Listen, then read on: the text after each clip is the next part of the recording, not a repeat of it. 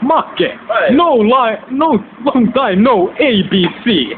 Tänään me ollaan nyt täällä Itäkeskuksen Pärinähäkissä meille jonneille. Kun me ostettiin taas vähän liikaa ES. Kyllä. Joo. Haluatko päristellä kokonaan ykkösellä nyt? Saada vähän maku siihen suuhun. Niin vähän se eka maku. Niin, no niin. Siinä on muuten kuollut lintu. Se päristeli liikaa ES-tän kanssa. Kuoli siinä. Kyllä. Sen Sen takia alle 12-vuotiaat ei saa juoda ES-tä. Ykkösellä. No niin. Ykkösellä ei oo mitään. Noniin. Ai. Älä luovuta nyt. Jumakauta, nyt se meni. Jumakauta.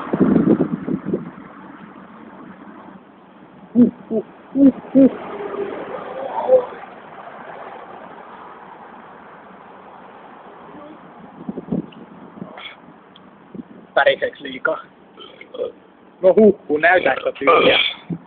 Ei oo ihan melkein tyhjä. Ei näe. Ei siinä näyti. Ei oo paljon jäljellä. Ei oo paljon. Oli aika komea veto jumakautta. Ja sit tästä vielä kruunauksia tietenkin. Käisiä.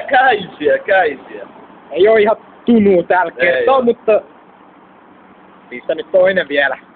Ei tää vielä. Ehkä kolmaskin. 2 heitetään. No 2. Tällä kertaa. No siinä, upea. Upeet. On se aika upea. Tyngellä vähän.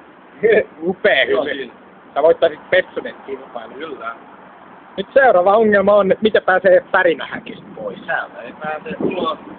Ennen kuin on ihan pääsi läpi vierotuksen. Niinpä. No niin, loput ESS nyt. No niin, se ihan pieni, joka on siellä jäljellä.